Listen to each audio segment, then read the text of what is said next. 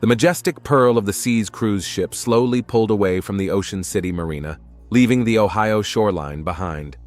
The summer sun reflected in the glass surfaces of the 7-deck behemoth, turning it into a glittering palace on the water. Passengers filled the decks, many with glasses of champagne in hand, gazing out at the city's distant skyline. Special excitement reigned in the main atrium of the liner, where the staff and partners of Style and Culture magazine gathered to celebrate the 5-year anniversary of the publication. Colorful banners with the magazine's logo and the number 5 decorated the space. Waiters in snow-white suits were serving snacks and drinks, and pleasant jazz music was blasting from the speakers. Kayla Robinson, a slender girl with short, curly hair and expressive eyes, stood in the center of a small group of colleagues, animatedly discussing plans for the upcoming cruise week. She was wearing an elegant red dress that emphasized her figure. The 26-year-old journalist was glowing with joy. This cruise was not only a work event for her, but also a long-awaited vacation. And imagine, the editor-in-chief promises a special issue based on the results of the cruise, she said, gesticulating and almost spilling champagne from her glass. Each of us is to do a story about the voyage, but from an unusual angle. Jamal Turner, her boyfriend, stood next to her, watching Kayla's emotional narrative with affection. A tall, trim man of 33 in an immaculate dark blue suit, he looked somewhat tense despite his smile. His right hand periodically fumbled for something in the inside pocket of his jacket. "Kayla is the center of attention as always," said a soft voice next to Jamal. It was his younger brother Aiden, a little skinnier but with the same expressive features. "She has a way of lighting people on fire with her energy." "That's my girl," Jamal said proudly, not noticing the shadow that flickered across his brother's face. Aiden worked as a creative director for Strategy, an advertising agency that was one of the magazine's main partners and a sponsor of the cruise. Officially, he was here for work, coordinating the anniversary advertising campaign. Unofficially, he just wanted to be near Kayla, at least from afar, watching the girl he'd been secretly in love with for over a year.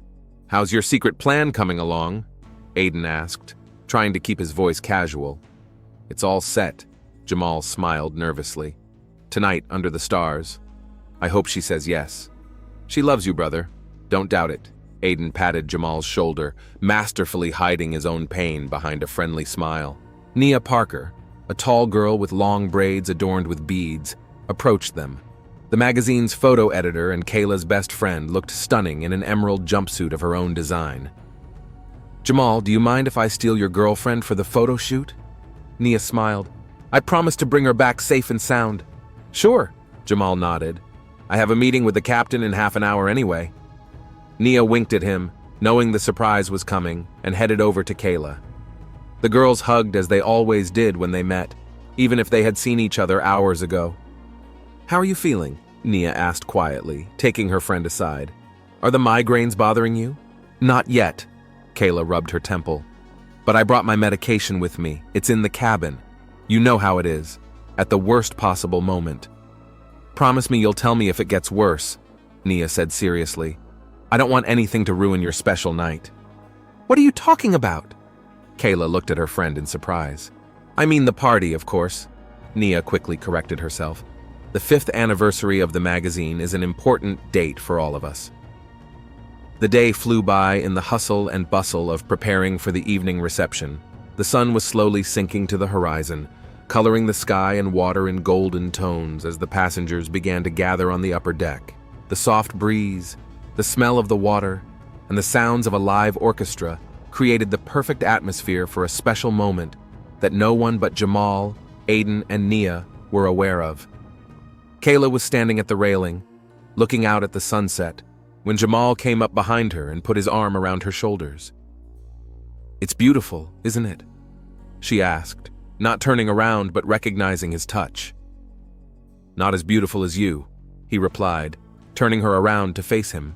Kayla smiled, but suddenly noticed that Jamal looked unusually serious. "Is something wrong?" she asked worriedly. "Kayla," Jamal began, taking her hands in his. "We've known each other for 3 years now, and every day with you makes me happier than the last." He spoke softly, but gradually the people around him began to notice what was happening and quieted down. The musicians, having been signaled by Aiden, switched to a slow, romantic tune. "You're the most amazing person I've ever met," Jamal continued, oblivious to his surroundings. "You've taught me to see the world differently, to appreciate every moment, to be a better person." He dropped to one knee and a whisper of admiration ran through the crowd. Kayla pressed her palms to her lips, her eyes widening in surprise. "Kayla Robinson." Jamal pulled a small velvet box from his pocket and opened it, revealing a shining diamond ring. "Will you be my wife?" There was complete silence for a few seconds. Then Kayla, with tears of joy in her eyes, nodded vigorously. "Yes, of course, yes," she exclaimed as her voice returned. Jamal stood up, put the ring on her finger and hugged her tightly. There was applause and congratulations all around. Someone popped the champagne, the musicians played more cheerfully, and the party instantly turned into an engagement party. Nia squeezed through the crowd and hugged her friend tightly. "I'm so happy for you," she exclaimed, but then noticed Kayla wrinkle her nose slightly. "What's wrong?" "I'm getting a migraine," Kayla admitted quietly. "Probably from the excitement." "You need medicine," Nia said firmly. "Is it in your cabin?" "Yes, it's in my makeup bag on the nightstand. It's a pink pill box." "I'll get it right away." Nia gave her friend a quick kiss on the cheek. "Don't go anywhere, I'll be right back." She disappeared into the crowd, heading for the elevators. Aiden, who had been watching the happy couple from afar, finally came over and gave his brother a big hug. "Congratulations," he said, trying to sound sincere. "You deserve to be happy." "Thank you," Jamal glowed with joy.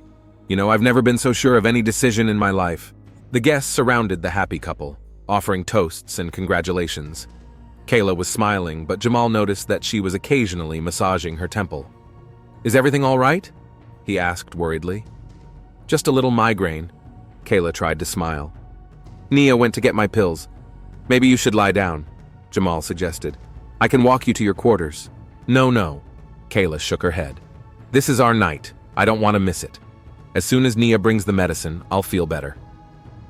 15 minutes passed, but Nia didn't return. Kayla was getting worse, so she decided to go down to the cabin for a while. "I'll just take my medicine and be back," she told Jamal. "Keep celebrating, groom." She kissed him playfully and headed for the elevators. Jamal wanted to go with her, but was intercepted by a group of co-workers offering congratulations. Another 10 minutes passed. Jamal was getting worried and decided to check if everything was okay. After apologizing to his guests, he went down to the deck where their quarters were located. The door was ajar. Jamal pushed it open and stepped inside. "Kayla?" he called out. Silence. There was no one in the living room. Jamal walked further into the bedroom and froze on the threshold. Kayla was lying on the floor beside the bed. Her eyes were wide open, and a look of horror frozen on her face. The red dress, so bright and festive, now seemed ominous against her pale, lifeless skin. "Kayla!" Jamal rushed to her, falling to his knees. "Kayla, wake up!" He turned her over, trying to find a pulse, to perform CPR, but her body was already beginning to cool. A scream of horror ripped from his chest, echoing through the cabin and the corridor. Crew members were the first to come running, then other passengers. Some called the ship's doctor, others tried to pull the grief-stricken Jamal away from his fiancée's body. In the turmoil, no one noticed a trim, middle-aged man who was calmly observing what was happening, assessing the situation with a professional eye. Daniel Brooks, an Ocean City police detective on vacation, instantly realized that his vacation was over before it began. "I'm Detective Brooks, Ocean City Police." He introduced himself to the ship's captain, showing his ID. "What happened here?" "Looks like a murder," the captain replied grimly. "A young woman was found dead in her own cabin minutes after her engagement party. No one is to leave the ship," Brooks said firmly. "Isolate the crime scene. I want a list of all passengers and crew who had access to this deck." "But we're on the high seas," replied the captain, confused. "The nearest port is a day's sail." "All the better," the detective smiled coldly. "So the killer is still on board." Detective Daniel Brooks quickly transformed the small conference room on the third deck into a makeshift investigation headquarters. The walls were already covered with diagrams of the ship's decks, photographs of the crime scene, and a timeline of events as far back as he could reconstruct it in the first few hours. In the center of the room stood a long table littered with papers, where Brooks himself now sat, scrutinizing the passenger and crew lists. The ship's captain, Ray Holliday, had assigned 2 security officers to assist the detective, and the ship's doctor, Dr. Perry, was completing a preliminary examination of the body. Time of death is between 9 and 10 p.m., the doctor reported, as he entered the conference room and removed his latex gloves. I'll be more specific after a full autopsy, but that will have to be done ashore. Cause of death? Brooks didn't even look up from his paperwork. It's still undetermined. No obvious signs of violent death. No wounds, signs of strangulation or struggle, possibly poisoning or a heart attack, though the latter is unlikely for a girl of her age and physical condition. Brooks finally took his eyes off the papers and rubbed the bridge of his nose. "Where's the groom now?" "In sickbay," one of the security officers answered. "We had to sedate him. He was hysterical." "As soon as he comes to his senses, he'll come to me for questioning," Brooks ordered. "Who else was close to the victim?" "According to the staff, a girl named Nia Parker," the second officer said. "They worked together at the magazine. And then there's the groom's brother, Aiden Turner. He was around them a lot. Bring them both in." One at a time. Parker first. As the officers carried out their orders, Brooks went over what he knew once more. A young journalist, proposed to in front of dozens of witnesses, found dead less than half an hour after the engagement. There was nothing like accidental death or suicide. Murder was the only theory. But by whom? And more importantly, why? There was a knock on the door and Nia Parker entered the conference room. Her eyes were red from crying, her braids disheveled, and her emerald jumpsuit wrinkled. She looked broken. "Have a seat, Ms. Parker." Brooks pointed to the chair across from him. "I need to ask you some questions." "I don't understand how this could have happened." Nia's voice shook. Who could have wanted her dead? She was such a bright person. "Tell me what happened tonight." Brooks pulled out a notebook. "In your own words." Nia took a deep breath, trying to gather her thoughts. "This was supposed to be the happiest day ever. Jamal proposed to her. She said yes. Everyone applauded, congratulated them, and then..." Her voice trailed off. Then Kayla started getting migraine headaches. She suffered from them often, especially in times of great anxiety or stress. "You went to her quarters to get medicine, right?" Brooks clarified, remembering the other witnesses' statements. "Yes," Nia nodded. She said the pills were in a pink pillbox in her makeup bag. "I went down to the cabin, but I couldn't find them right away. I went through my makeup bag, all the bathroom drawers. They were nowhere to be found." "How long did you spend looking for them?" "I don't know exactly, 15 minutes, maybe 20. Then I decided to go back and tell her I couldn't find the medicine, but she wasn't on deck. Jamal said she'd gone to her cabin. I wanted to go after her, but..." Nia was crying again. "I was intercepted by an editor who had some urgent questions about tomorrow's shoot. While I was talking to him, this happened." Brooks watched her reaction carefully. The grief seemed genuine, but he'd seen less acting talent in his practice. "Did you know Kayla was working on some kind of investigative journalism?" Nia froze for a moment, then nodded cautiously. "Yes, for the last couple months she'd been completely immersed in some kind of story. Said it was going to be a sensation, a breakthrough in her career." "What was the investigation about?" She wouldn't give any details. Just that it was about the construction business in Ocean City. Some kind of big contract fraud. Kayla was always very careful with unverified information. Brooks made a note in his notebook. Construction business then. Big money, big players, big risks. "When was the last time you saw Kayla alive?" "On the deck, right after the engagement party, when she said she had a migraine." "And you claim you didn't go into the cabin after you didn't find the cure?" Nia straightened, her eyes widening. "You think I..." She didn't finish the sentence. "Detective, she was my best friend since college. I loved her like a sister." "Just answer the question, Ms. Parker." "No, I didn't go back to the cabin, I swear." After Nia left, Aiden Turner was brought into the room. Unlike Kayla's grief-stricken friend, the groom's brother looked more excited than sad. His movements were abrupt, his eyes darted around the room, and his hands were constantly in motion. either drumming his fingers on the table or fiddling with a button on his shirt. "Minus Mr. Turner," Brooks began. "Tell us about your relationship with Kayla Robinson." "We were friends," Aiden answered quickly. "I introduced her to Jamal 3 years ago. She interviewed me for a magazine, and we got to talking, found a lot of common interests. Then I brought her to my brother's birthday party, and there was instant chemistry between them." Brooks noticed Aiden's shoulders tense at those words. "And you were okay with that? Their relationship?" "Of course," Aiden nodded too hastily.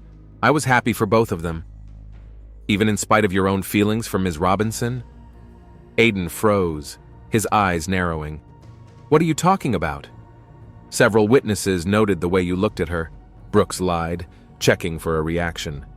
"Your special attention to her didn't go unnoticed." "That's..." Aiden hesitated. "That's not true. I respected their relationship. Jamal is my brother." "Where were you between 9 and 10 p.m.? "On deck with everyone. Then I helped organize the champagne for the toast. Dozens of people saw me." "Including the time Kayla came down to the cabin?" Aiden thought for a moment. "I'm not sure. I may have been going down to the bar for more bottles at that point. But I wasn't on the deck with the cabins. I swear." After Aiden left, Brooks went to inspect the victim's quarters. The body had already been taken to the ship's morgue, but the furnishings were still intact. The detective walked slowly around the room, scrutinizing every detail. There was nothing to indicate struggle or resistance. If the girl had been poisoned, the poison had been taken voluntarily or unnoticed by her. In the bedroom, Brooks turned his attention to a small traveling bag that stood at the foot of the bed. Carefully going through the contents, he found a notebook, several notepads, and a small leather-bound notebook. Flipping through it, the detective found numerous entries made by a strange combination of letters and numbers. "A code," he muttered. She was encrypting her notes. In the bathroom, his attention was drawn to a cosmetic bag whose contents were partially dumped on the table, as if someone had actually looked for something there in a hurry. The pink pillbox was nowhere to be seen. Brooks returned to the conference room and summoned Jamal Turner, who by now had recovered from the sedatives, though he looked devastated and moved as if in slow motion. "Minus Mr. Turner," the detective began as Jamal sank heavily into a chair. "I'm sorry for your loss, but I need to ask you some questions." Jamal nodded idly. "Did you know about the investigative journalism Kayla was working on?" "Yes." Jamal's voice sounded hoarse. "She said it was an important story. Something about corruption in the construction business. She'd been working on it for months." "Did she mention any specific names, companies, details?" "No." Jamal shook his head. "Kayla was very careful. She said she didn't want me involved, that she didn't want to put me in danger. I'm a lawyer, specializing in corporate law. She was afraid of a conflict of interest." "When was the last time you saw her alive?" "On deck," Jamal swallowed. "After the proposal. She was getting a migraine and went to the cabin to get medicine. I wanted to go with her, but she insisted I stay with the guests. Said she'd just take a pill and come back." "Do you have any enemies, Mr. Turner? Someone who might want to harm you through Kayla?" Jamal shook his head slowly. "No, I can't imagine. I've had some difficult cases in my practice, but nothing like this. And why on the day of the engagement? This is some kind of nightmare." Brooks went back to Kayla's notebook. "Can you decipher these notes?" He showed a page of coded notes. Jamal stared at the notes for a few seconds, then shook his head. "No, I've never seen these. She didn't show me her work notes." After Jamal left, Brooks immersed himself in studying the notebook. Some codes were repeated more often than others. After a few hours of work, he began to notice a definite system. It wasn't a complex cipher, more like a personal shorthand designed to hide the contents from casual glance. By morning, the detective had deciphered several pages. It did indeed talk about an investigation into a corrupt scheme in the construction business. Kayla mentioned municipal construction contracts, kickbacks, and shell companies. One entry in particular caught Brooks's attention. "Meeting with E confirmed. First day of the cruise. Says he'll bring documents confirming PK's connection to the city administration." The detective wondered, who was I? An informant? And who is PK connected with the city administration? His musings were interrupted by a knock on the door. Dr. Perry entered, looking worried. "Detective, I've discovered something strange," he said without preamble. I ran additional tests on the deceased's tissue. And what did you find? Brooks straightened in his chair. Traces of a potent plant-based poison, aconitine. Never heard of it. It's a rare poison found in the aconite plant, or borage, causes paralysis of the respiratory system. Death is rapid, within minutes, virtually undetectable in a normal autopsy. But you did, only because I specialized in toxicology and saw a case like this 10 years ago. This wasn't an accidental poisoning, Detective. Someone knew very well what they were doing. Brooks frowned. How could the poison have gotten into the body? Probably through the mouth. There were remnants of a water-like liquid found in the stomach. Maybe the poison was dissolved in it. A migraine pill? Brooks suggested. It's possible. The doctor nodded. The victim took the pill, drank the water, and died within minutes. Aconitine is characterized by first numbness of the mouth and tongue, then weakness, dizziness, and then respiratory arrest. Where do you get a poison like that? That's the problem. The doctor shook his head. Aconite is a rare plant. It is cultivated mainly for scientific and medical purposes. An ordinary man would not be able to obtain it or extract the poison from it. Then our killer is no ordinary man, Brooks concluded grimly. He has specialized knowledge and access to rare poisons, and he planned the assassination in advance, bringing the poison to the ship. Exactly, the doctor agreed. It was a carefully planned murder. The second day of the cruise began early in the morning for Detective Brooks. Sleep-deprived, with circles under his eyes, he sat in his makeshift headquarters, surrounded by cups of cold coffee, and methodically deciphered the notes from Kayla's notebook. The night spent over those pages was beginning to bear fruit. PK, Parker Construction, he muttered, making notes in his notebook. 15 contracts in the last year, all through bids put out by the city building department. The commission is always the same. The detective wrote out the names mentioned in Kayla's notes. Hiram Parker was the owner of Parker Construction, Ronald Thompson was the head of the city building department, and Alan West was the company's chief financial officer. The records also included some subsidiary firms through which suspicious financial transactions appear to have been conducted. I wonder what this Hiram Parker has to do with our witness. Brooks leaned back in his chair, tapping his pen thoughtfully on his chin. There was a knock on the door.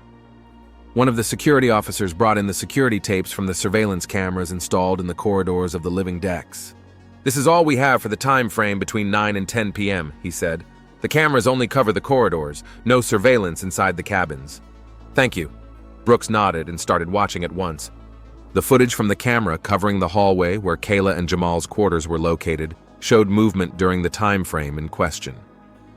Here's Nia Parker entering the cabin at approximately 2115 minutes. Coming out 20 minutes later, looking anxious. Then, at 2145, Kayla herself enters the cabin. And 10 minutes later, Jamal, who runs out of there a few minutes later screaming, attracting the attention of the crew.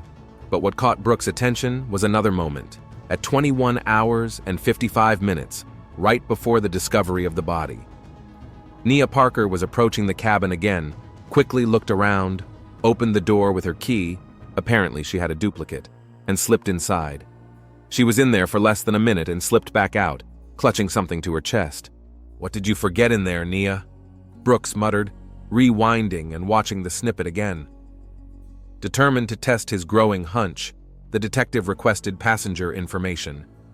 Nia Parker was born in Ocean City, attended the local university, and her closest relative was her father, Hiram Parker. That's it. Brooks slammed his palm on the table. She's the daughter of that construction magnate. Now the picture was starting to come together. Kayla was investigating a corruption scheme centered around her best friend's father's company. Maybe Nia found out about it and tried to protect the family business. At the cost of her friend's life? Brooks decided to check out Nia's quarters. After getting a warrant from the captain, his authority had special status on the ship, he went with the security officer to the deck where the magazine's photo editor was stationed. Nia's quarters were smaller than Kayla and Jamal's, but just as luxuriously furnished. Brooks methodically searched the room, looking through the contents of drawers, cabinets, and suitcases. In a small travel cosmetic bag, he found a pink pillbox, exactly as Nia had described when talking about Kayla's migraine medicine. Odd that she has it and not in the victim's quarters, the detective thought as he opened the container. Inside were plain white pills. He carefully bagged the find for further analysis. Under the mattress of the bed, the detective found a small flash drive. Plugging it into his laptop, Brooks found dozens of files, scans of documents, photographs, audio recordings, and text notes. They all pertained to Kayla's investigation into Parker Construction and the company's ties to city officials. So we have a motive, Brooks reasoned as he walked back to his headquarters. Nia was protecting her father's reputation and business. We have opportunity. She had access to the victim's quarters and could have substituted poisoned migraine pills. And we have proof. She returned to the scene of the crime to retrieve something, probably the same pink pillbox. There was one more important point to figure out, where Nia could have gotten the rare poison. Brooks looked up her credentials again and found that before working for the magazine, she had spent a year as a lab technician at a pharmacology research institute. There she may well have studied poisonous plants and their properties. Having gathered all the evidence, the detective decided to act. But before he arrested Nia, he wanted to have another talk with Aiden Turner, whose behavior was still suspicious. Aiden was even more nervous than he had been during the first interrogation. He kept rubbing the cuffs of his shirt and avoided looking directly at him. "Minus Mr. Turner," Brooks began. "I can see that there's something you're not telling me. This is no time for secrets. This is about murder." Aiden was silent for a long moment. Then suddenly he blurted out, "I loved her. I loved Kayla from the first day we met." "So why did you introduce her to your brother?" "I didn't plan it." Aiden shook his head. "It happened by accident. I invited her to his birthday party as a friend, thinking I'd confess my feelings later.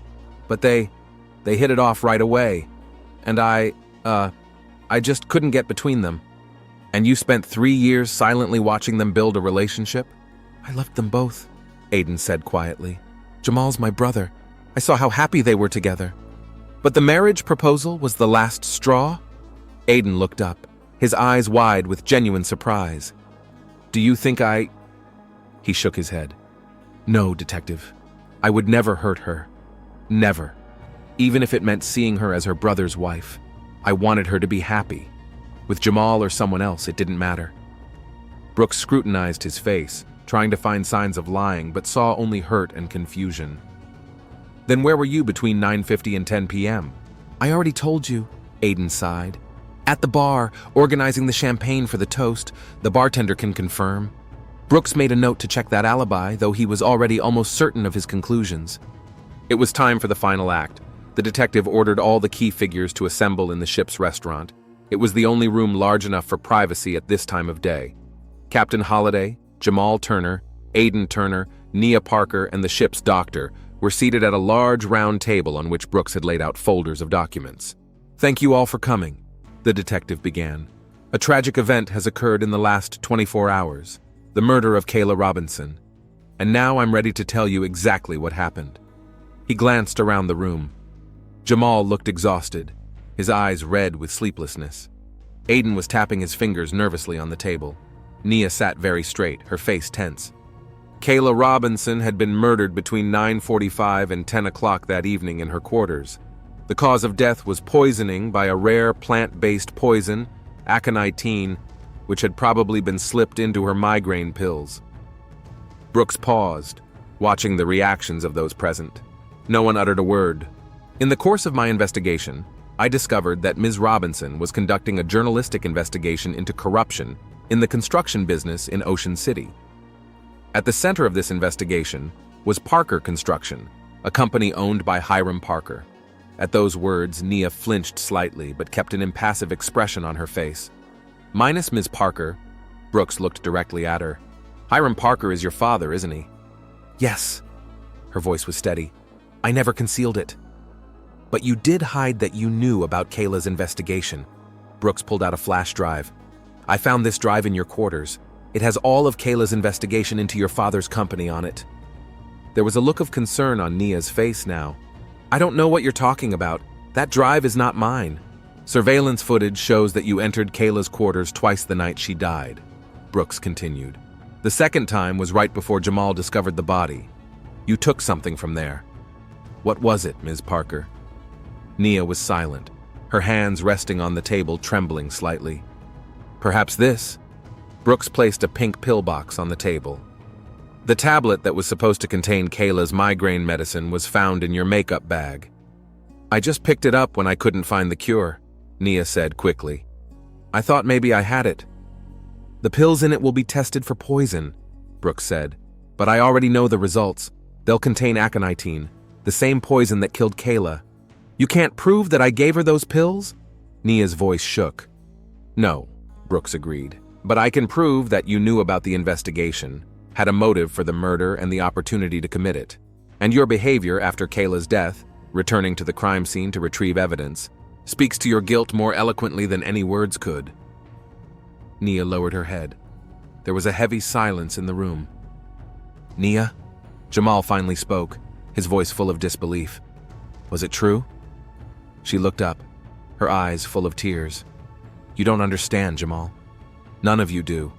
She was going to destroy my father, our whole family, this material.